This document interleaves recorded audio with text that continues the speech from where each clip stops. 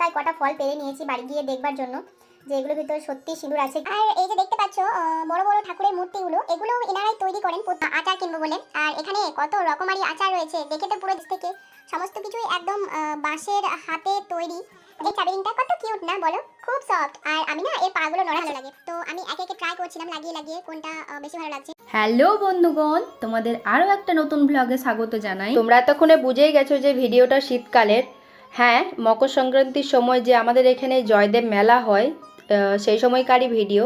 But আমি editing করে উঠতে পারিনি, ভয়েস ওভার করার আমি একটু সময় পাইনি, ওই জন্যই আমার আপলোড করতে লেট হলো। তো আমরা সেদিনকে যাচ্ছিলাম জয়দেব মেলা, আর যাচ্ছিলাম যে মোটর ভ্যানগুলো হয় সেগুলো করে একটা নতুন এক্সপিরিয়েন্স করার জন্য। তো এখন আমরা চেপে নিয়েছি, আর এই যে মাসিমণি এখানে বসে আছে। আর এখন আমাদের মোটর ভ্যান ছেড়ে দিয়েছে, আর আমরা তো এত পরিমাণে হাসছিলাম, কারণ এরকমভাবে কখনো কোথাও যাইনি, এই নতুন প্রথম যাচ্ছি। আর এখানে দিদি তো ভিডিও বানাচ্ছে আর হাসছে, বাট খুবই ভালো লাগছিল, নতুন একটা এক্সপিরিয়েন্স হলো। যাই হোক, আর সেদিনকে আমাদের কাছে এটাই উড়োজাহাজ ছিল, কারণ সেদিন মেলা যাওয়ার জন্য এত ভিড় ছিল, আমরা তেমন কোনো গাড়ি পাইনি। দেখো কত সুন্দর পা দুলিয়ে দুলিয়ে যাচ্ছি। এখন আমরা মেলায় ঢোকার জন্য গাড়ি থেকে নামতেই দেখতে পেলাম একটা গাছ, আর গাছে দেখলাম যে এই ফলগুলো ঝুলে রয়েছে। মাকে জিজ্ঞাসা করলাম যে এটা কী গাছ, মা বললো এগুলো সিঁদুর গাছ। তাই কটা ফল পেরে নিয়েছি বাড়ি গিয়ে দেখবার জন্য যে এগুলোর ভিতরে সত্যি সিঁদুর আছে কি না। এখন মেলাতে ঢুকতে না ঢুকতেই পান্ডারা এসে বড় একটা কপালে টিপ দিয়ে দিল, বাট এই টিপটা নিয়ে দেখতে ভালোই লাগছিল। আর এখন আমরা ঢুকছি মেলায়, আর তোমরা এখানে এলে দেখতে পারবে যে এখানে প্রচুর পরিমাণে অসুস্থ মানুষ, প্রতিবন্ধী মানুষ দুপাশে একদম লাইন করে বসে থাকে। আর এটাই হচ্ছে আমাদের জয়দেব মেলার আরও একটা বড় আকর্ষণ। আর এই যে দেখতে পাচ্ছ বড় বড় ঠাকুরের মূর্তিগুলো, এগুলো এনারাই তৈরি করেন প্রত্যেক বছর।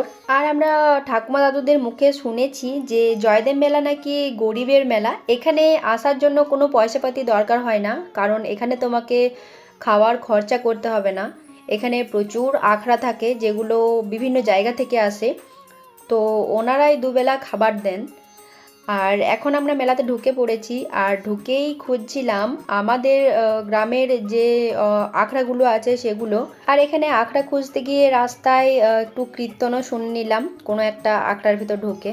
আর এই আশ্রমটা হচ্ছে জয়দেব কেন্দুলির সব থেকে বড় আশ্রম, তিলোত্তম আশ্রম। আর এই হচ্ছে এখানকার মূল মন্দির, কবি জয়দেব পদ্মাবতীর মন্দির। তো জয়দেব কেন্দুলিকে ঘিরে একটা পৌরাণিক কাহিনীও আছে।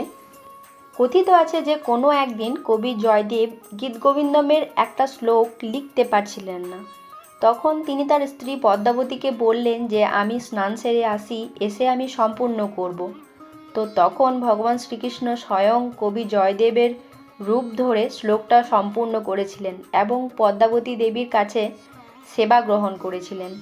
আর এই কথা যখন কবি জয়দেব পদ্মাবতী দেবীর মুখ থেকে শোনেন, তখন তিনি দেবী পদ্মাবতীকে বলেন যে তুমি তো আমার থেকেও বেশি ভাগ্যবতী, অনেক পুণ্যবতী তুমি, যে ভগবান শ্রীকৃষ্ণকে নিজের হাতে তুমি সেবা করাতে পেরেছো, তার দর্শন করতে পেরেছো। আর এবার আমরা মন্দির দর্শন করে পুজো দিয়ে প্রসাদ নিয়ে বেরিয়ে পড়লাম টুকিটাকি কিছু কেনাকাটি করতে। আর আমি এখানে প্রথমে চলে এসেছি আচারের দোকানে আচার কিনবো বলে। আর এখানে কত রকমারি আচার রয়েছে, দেখে তো পুরো জিভে জল চলে আসছিল, আর কি যে গন্ধ কি বলবো। এখন আমরা চলে এসেছিলাম মরা পোড়ানো দেখতে শ্মশান ঘাটে। যেহেতু জয়দেব কেন্দুলি গ্রামটা একদম নদীর ধারেই অবস্থিত, সেহেতু এখানে শ্মশানও আছে। তো এখানে এসে আমরা মরা পোড়ানো দেখতেও পাই, তোমরা দেখতেই পাচ্ছ একসাথে 3টে চিতা জ্বলছিল। এখন আমরা মেলা ঘোরার সময় একটা আশ্রম দেখতে পেলাম, যেখানে দেখলাম শুধুমাত্র সাধু সন্ন্যাসীদের সেবা করানো হচ্ছে, দেখে খুবই ভালো লাগলো। আর এখন আমরাও চলে এসেছি আমাদের আশ্রমে, আর খেতেও বসে গেছি, তোমরা দেখতেই পাচ্ছ। আর এখন এখানে দিদি আর মাসিমণি মিলে শাখা চুজ করতে বসে গেছে, কারণ আমাদের জয়দেব মেলাতে শাখা খুব কম দামে সুন্দর সুন্দর পাওয়া যায়, একদম অরিজিনাল। এখন আমরা যে দোকানটাতে এলাম, এখানে সমস্ত কিছু একদম ক্লিপ থেকে আসবাবপত্র থেকে ঘর সাজানোর জিনিস থেকে সমস্ত কিছুই একদম বাঁশের হাতে তৈরি জিনিসপত্র, খুব সুন্দর লাগছিল প্রত্যেকটা জিনিসই, তোমরা দেখতেই পাচ্ছ। এখানে রয়েছে সুন্দর সুন্দর ছোট্ট ছোট্ট একদম ল্যাম্প সেট, তারপর ড্রেসিং টেবিল, তারপর ক্লিপ, চেয়ার, তারপর চুড়ি, দেখতে কিন্তু খুব সুন্দর লাগছিল প্রত্যেকটা জিনিসই। আর এখন যখন মেলার ভেতর দিয়ে যাচ্ছিলাম তখন এই কানেরগুলো দেখতে পেলাম। তো জয়দেব মেলাতে তোমরা যদি আসো এই কানেরগুলো তোমরা অনেক দেখতে পারবে, একটা সাইকেলের মধ্যে নিয়ে দাঁড়িয়ে থাকে মেলার মাঝে মাঝে। তো মেলা এসছি আর কানের কিনবো না তাই কখনো হয়? তো আমি তো অনেকগুলো কিনেছি, সেগুলো তোমাদের ভিডিও শেষে দেখাবো। আর এখন আমরা মেলার এদিক ওদিক ঘুরছিলাম আর টুকিটাকি জিনিসও কিনছিলাম। আর দিদি এখানে ম্যাসার দেখছিল, ম্যাসারগুলো কম দামে খুব সুন্দর ছিল। দেখো এই চাবি রিংটা কত কিউট না বলো, খুব সফট। আর আমি না এর পাগুলো নড়াচ্ছিলাম, তোমরা বুঝতে পারছো। আর সবাই ভাবছিল কি এটা অটোমেটিক নড়ছে। আর এখানে আমাদের ছোট্ট ভাগ্নের জন্যও কিছু ছোট্ট ছোট্ট জিনিস কিনছিলাম।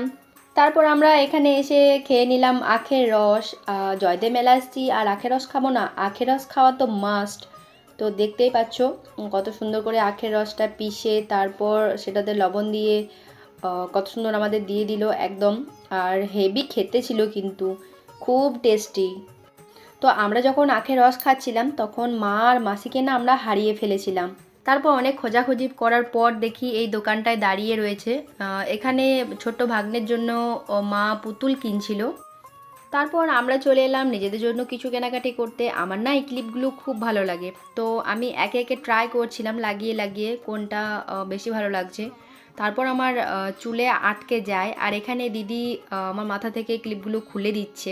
তারপর আরও অনেক কিছু কেনাকাটি করে এখন আমরা মেলা থেকে বেরিয়ে পড়েছি আর এখন সন্ধ্যা হব অবস্থা।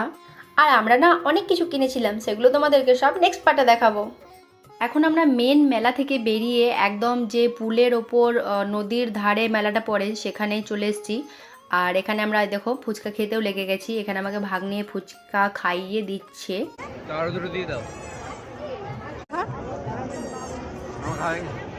খাবি না?